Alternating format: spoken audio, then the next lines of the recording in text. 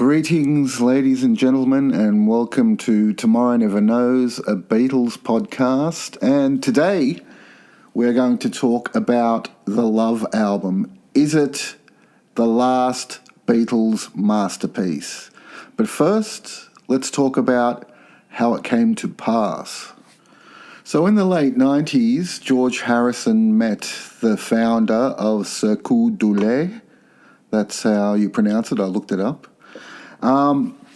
So he met him after a Grand Prix in Monaco, and there was an after party, and he went to the after party, and he and Harrison spoke, and George came up with the idea of having a Cirque du Soleil based on the Beatles. He actually came up with two ideas. One was based on the Beatles' music, and the other one was based on his own music, on Harrison's own music. And of course the founder loved it. Who wouldn't love to base something on real Beatles music, not covers or anything like that?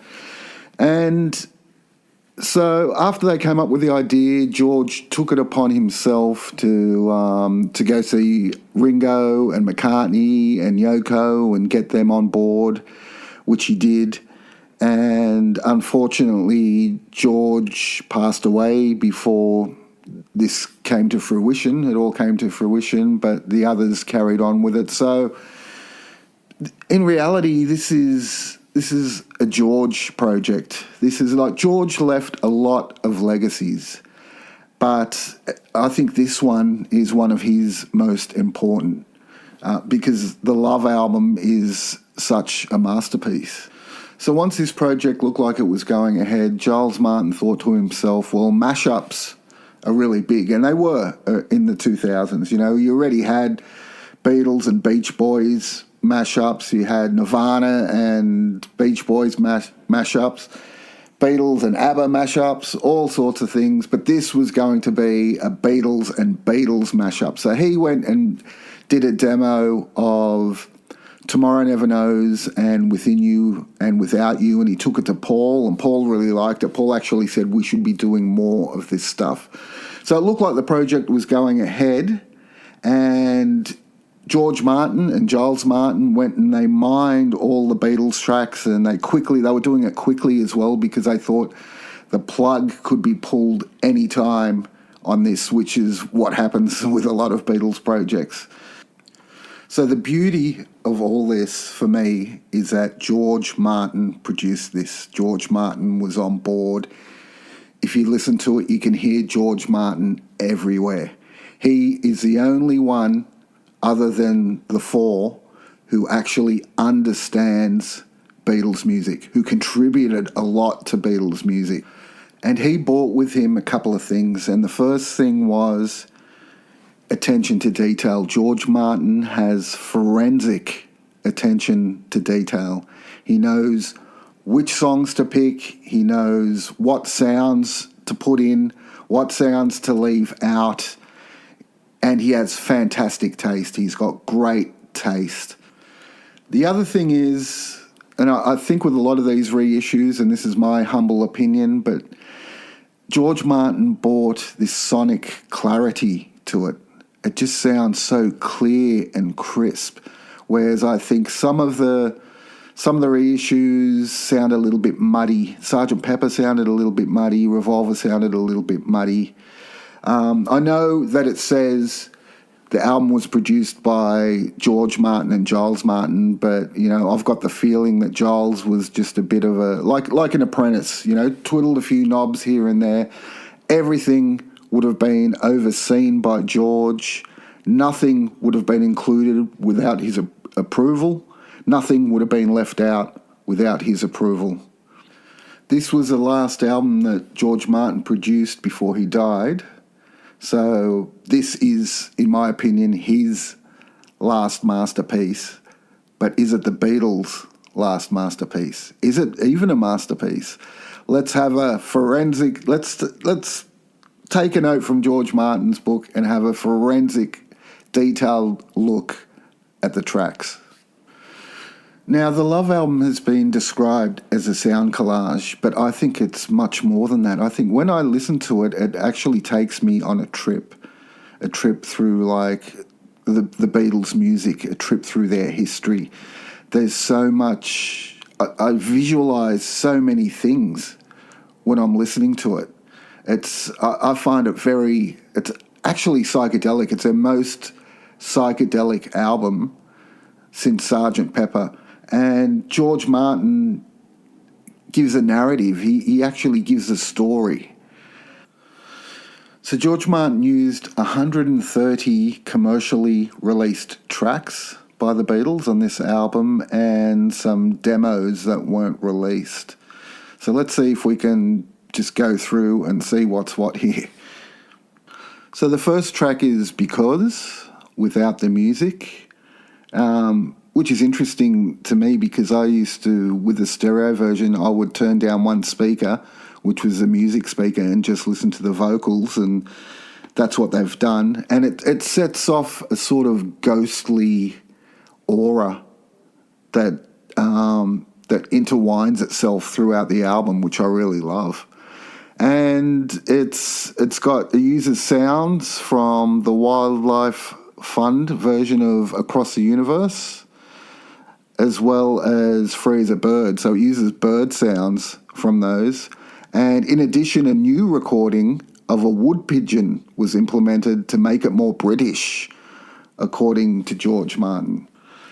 So track 2 is Get Back, and I have to confess it's not one of my favourite Beatles songs, although last time I saw McCartney he played it and it was fantastic. But the stuff they add onto it really spices it up and makes it sound really nice.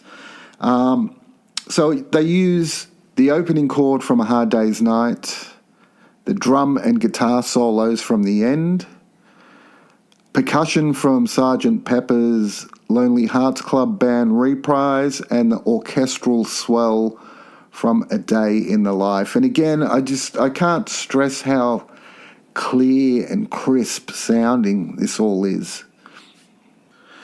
So then we got track 3, which is Glass Onion, which I was really happy about because I think Glass Onion is such an underrated song. And I remember in an interview, John saying he heard it once on the radio and it really surprised him because it's not a song that he'd ever heard on the radio before.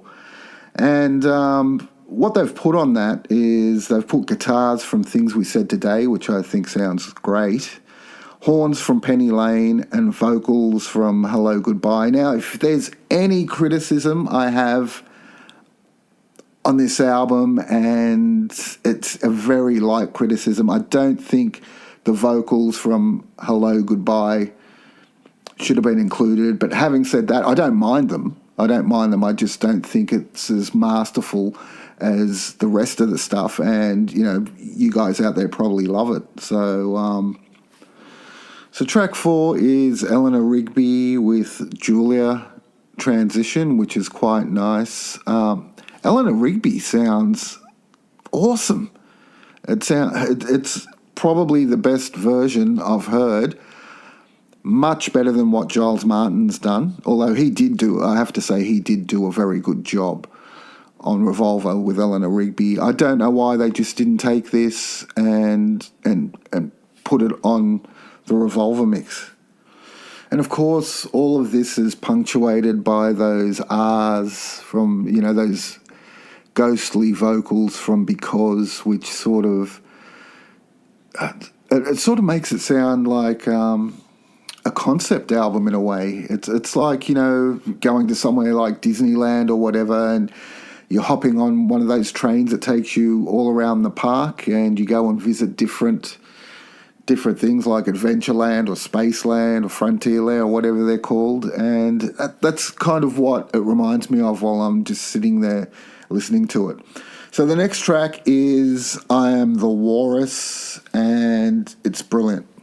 Absolutely brilliant. I love it. And again, I don't know why they didn't just lift this and put it on the Blue album.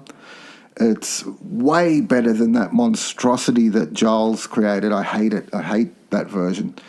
This is the version for me. This and the mono version, the two versions that I love.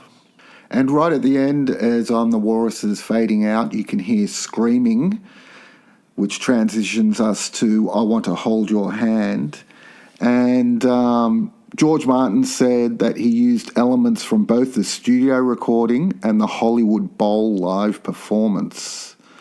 Now, I'm guessing, well, I think I'm knowing, that the actual song, I Want to Hold Your Hand, is the studio version all the way through. I don't think there's any live part in it. I think the live part is the girls screaming. Again, I think this is superior to Giles Martin's work. I know this is an abridged version. They've probably got a full version somewhere, and they probably should have put that in. Track 7, one of my favourites. Drive My Car, The Word, What You're Doing. I don't know if you remember, I grew up in the 70s, and Stars on 45 came out, and they had some Beatles cover band doing all bits and pieces of Beatles songs, which was a massive, massive hit, and which I really loved. But I love the choice here. I think these are songs that don't get enough love. Drive My Car, The Word, which is a fantastic song, and What You're Doing, which is, I think, one of Paul's best songs. I really, really love that song. I've never, ever heard anyone else say they love it, but I really love that song. And it features a guitar solo from Taxman and the horn section from Savoy Truffle. They also remixed keyboards from Lucy in the Sky with Diamonds and backing vocals from Helter Skelter. And to me, I think this should have been the single. You know, it probably was a single, I don't know, but it wasn't the first single. I think this should have been a single. I really love it. Then after that, we've got Gnicknuts, which is Sun King backwards, and you know how I love stuff played backwards. And it's accompanied by the tambura drone, and it's nice and ghostly, and it's beautiful. So then we have track 9, Something with Blue Jay Way transition, which is, you know, I mean, they're both George songs, but they're sort of odd ones to put together, but it works. It works. It also includes elements from Nowhere Man. George Martin said the portion from Blue Jay Way set the mood for the next track, which they created in response to any idea by the director, or to an idea, sorry, by the director of the Love Show for a Macabre Victorian Circus. And of course that next track was Being for the Benefit of Mr. Kite. So this is probably my favourite track on the whole album. Being for the Benefit of Mr. Kite, I Want You, She's So Heavy, and Helter Skelter. That transition from being for the benefit of Mr. Kite into I Want You, She's So Heavy is just awesome. It's orgasmic. So the track contains the whole of Being for the Benefit of Mr. Kite. Guitars from I Want You, She's So Heavy, and heavily delayed vocals from Helter Skelter. It also includes horse sounds from Good Morning, Good Morning, harmonium, and other elements from Cry Baby Cry and laughter from Piggies. To me, that is a masterpiece. If they just released that as a single on its own or just one track on its own, I would have been happy, you know, but we got more. So track 11, Help. Another superior version to what we got in the 2024 remixes. Honestly, I don't know why. I just don't know why they didn't lift it and put it on there. I mean, it's produced by George Martin. Why have another mix, an inferior mix by someone else? I mean, I don't want to sound like I'm ragging on Giles Martin. Anyone who takes over that position has got massive, massive shoes to fill. I mean, the best producer of all time, you got to fill. And it's impossible. It's impossible to do it. So if you're going to step up and take the job, well, you've got to open yourself up to some criticism. So, yeah, I think that is... The version on this is way superior to the version on the Red albums that came out. Track 13, Strawberry Fields Forever. Now, this is an example of George Martin's genius. What he's done here is he's shown us the chronological history of how Strawberry Fields Forever was put together. It starts off with the demo, and then it goes into rehearsals, and then it ends up with the final product. It is It's absolutely brilliant. So what's it say here? Okay, Strawberry Fields, the version builds from an acoustic demo to incorporate sections of take one of the song, including harmony vocals that were cut from the edit of take one, issued on the 1996 anthology compilation and take 26. At the end of the track, it includes an orchestral section from Sgt. Pepper Lonely Hearts Club Band, which is brilliant. The piano solo from In My Life, which sounds fantastic. The brass included in Penny Lane. The cello and harpsichord from Piggies. I love that. And the coda of Hello Goodbye. And according to George Martin, a part of I'm Only Sleeping appears in the mix. Track 14, the big single, Within You and Without You, Tomorrow Never Knows. Now, I remember seeing this. I had no idea any of this was happening, and I'd come home late one night, and there used to be this show, might be still on, I don't know, called Rage in Australia, which just played clips all night. I think it started at about 12 and ended at about 6 in the morning. And I came home and I turned it on, and the next thing, boom, I was hit with that. And I was like, what the hell is this? And I was just blown away. I was blown away by the drums from Tomorrow Never Knows, which I've said in previous podcasts should have been used in the Revolver box set. And Within You, Without You has always been a favourite of mine. Of course, Tomorrow Never Knows has always been a favourite of mine. And I was struck by how, like back then, raves and dance parties were huge. And this sounded like a rave dance party, sort of one of those doof songs. And I thought, oh, that's clever, And I thought it'd be much bigger than it was. But I remember seeing it with a friend who was also a big Beatles fan, and he was quite offended, actually. He said, Tomorrow Never Knows is one of those times where John just hit genius. He just hit genius, and you shouldn't play around with that. But, it's interesting to have. Again, it's not one of my favourites, but I really like it. The next track is Lucy in the Sky with Diamonds. I really love this one too, and it includes horns and guitars from Sgt. Pepper's Lonely Hearts Club Band, claviolin from Baby You're a Rich Man, and sound effects from Tomorrow Never Knows. I think, they've done a great job. And I just came up with what I was trying to explain before. This is a magical mystery tour around a Beatles theme park.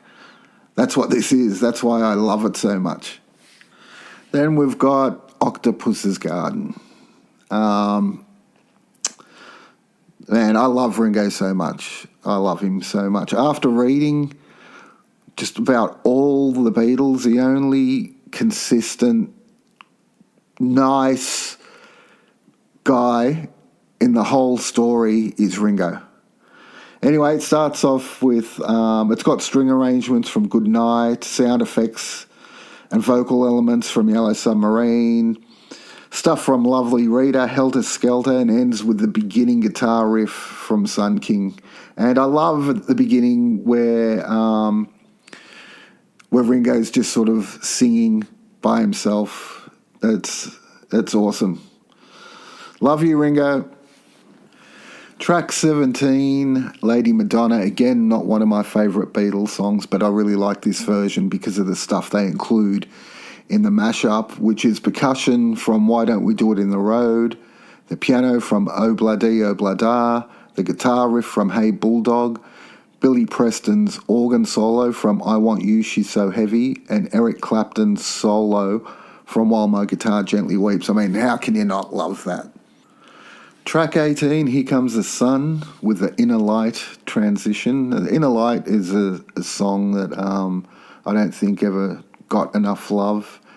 Giles Martin said the track includes tabla and Dilruba from Within You, Without You, backing vocals from Oh Darling, and a bass line from I Want You, She's So Heavy. And it's nice. I think it's really nice, and It's sort of, well, it's all part of the journey, isn't it? The next song is a John Mashfest with Come Together, Dear Prudence, Cry Baby Cry. As I've said before, Cry Baby Cry and Dear Prudence are two of my favourite Beatles songs. Come Together I like, not as much as those two, but Come Together gets millions upon millions of hits on Spotify. People love it. Anyway, the track contains nearly all of Come Together, which transitions into Dear Prudence.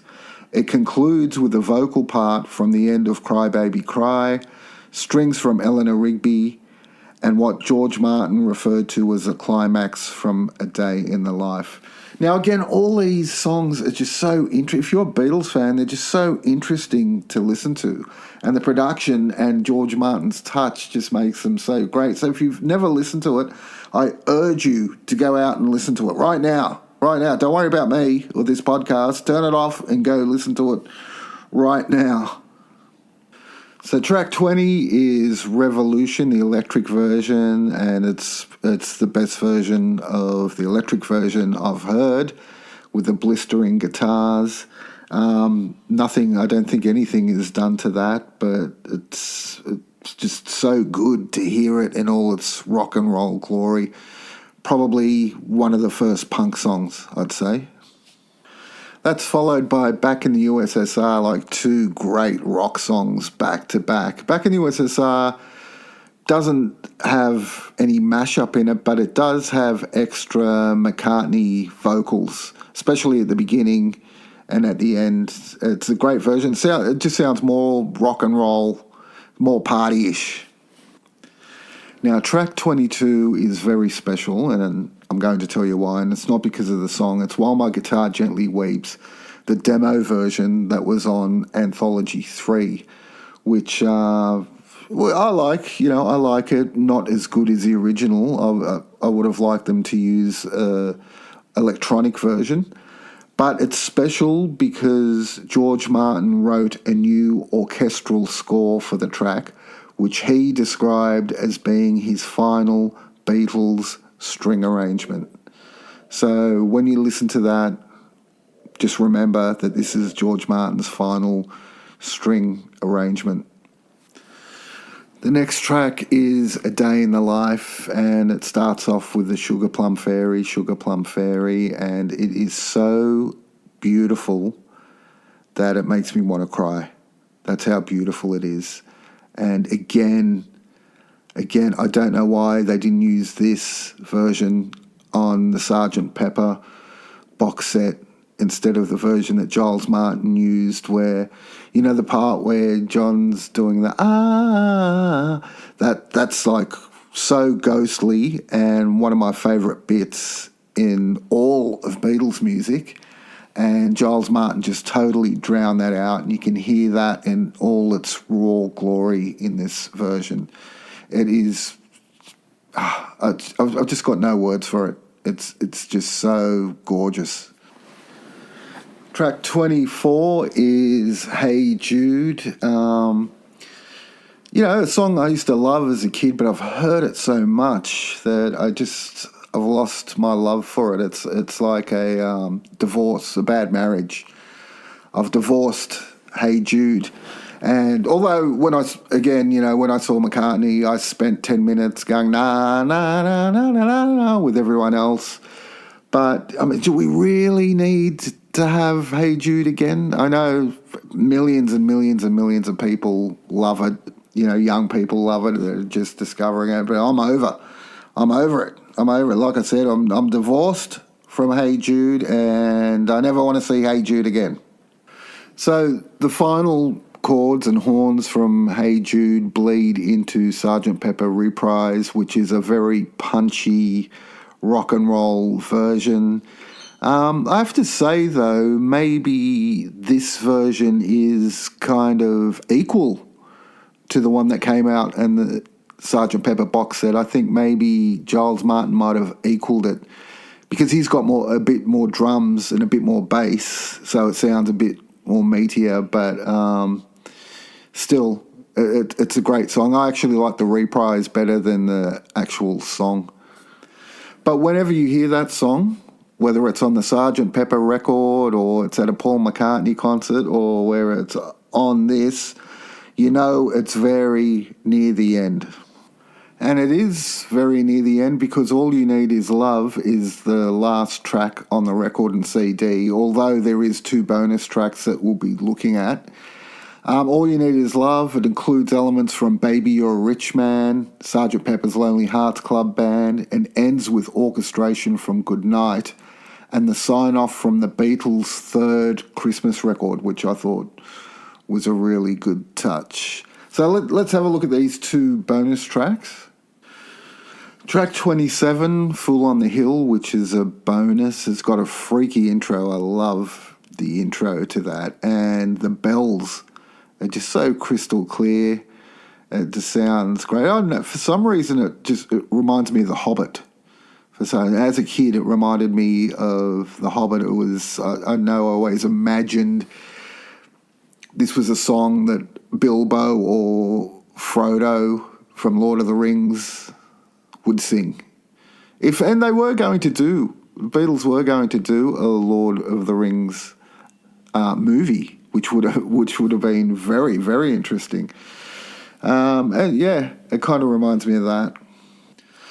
The last track is Girl, another very, I think, underrated Beatles song, remixed by George Martin, and he really liked that. And I think he was a little bit miffed that it was left off the original album, but it's a great version. It's a great version, and I'm not sure if they used a different John vocal because his vocals sound more raw in this. And of course, again, everything sounds clearer and just better. Just better, but...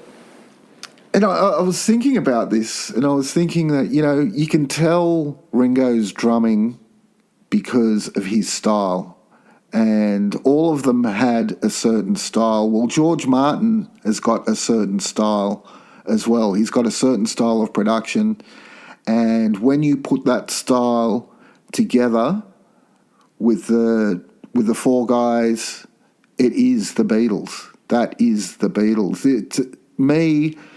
This is the last real Beatles album. Unless with AI, and it'll probably happen one day, but unless with AI, AI has progressed so much that you can just type in, okay, you can give AI the raw tapes and type in, I want you to produce this exactly how George Martin would produce it, and it does. And if that happens, well, that's a whole new can of worms, isn't it? But for me, this is the last Beatles masterpiece. I can't stop listening to this album, and it's the type of album. It's the album that if someone said to me, "Give me a Beatles album to listen to," just to that has a broad range of things, so I can just understand who the Beatles were, I would give them this. Because not only has it got like songs from every era, it's still got a bit of that freakiness that the Beatles had, during Revolver and Sgt. Pepper and the White Album. That sort of weirdness that the Beatles had that everyone loved. It's got that to it, and that's what I love about it. All right, let's see how the album performed. So in Australia, the album went to number 2, Austria, number 3, Belgium, number 3, Canada, number 1, Czech Republic, number 23, Danish albums, number 3, Dutch albums, number 4, Finnish, number 5, French, number 1, German albums, number 2, Irish albums, number 3, Italian albums, number 7, Norwegian albums, number 8, New Zealand, number 2, Polish, number 2, Portuguese, number 5, Swedish albums, number 2, UK albums, number 3, US Billboard, number 4, and US Top Rock albums, number 1. So, it goes to show you everything the Beatles touch turns to sold.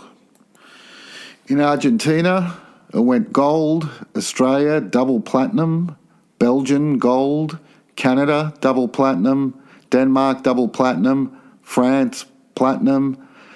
Germany, 3 times gold. Greece, gold. Ireland, 3 times platinum. Japan, platinum. Mexico, gold. Netherlands, gold. New Zealand, platinum. Poland, platinum. Portugal, gold. Spain, platinum. Sweden, gold.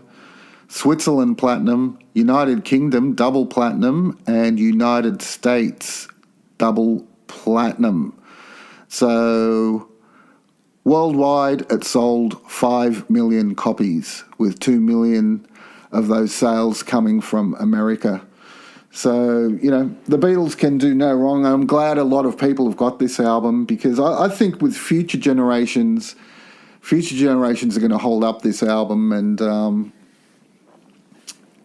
really get into it. To us, to our generation, it's sort of something like a new, it's more like a compilation album, and a lot of us people mightn't take it that seriously, but it really is a work of art. It's definitely the best Beatles compilation album, if you're going to look at it that way. But it's a real work of art. It's George Martin's last album, last work he did on Beatles stuff, and it really, you can hear George all over it. And it's George Harrison's legacy. If it wasn't for George Harrison, we wouldn't have gotten this at all. So have another listen to it. If you haven't listened to it, I'm begging you to go and listen to it. And I'd like to know what your comments are. You can, if you're listening on Spotify, you can go over to YouTube and comment on there if you like. And I'll see you guys later.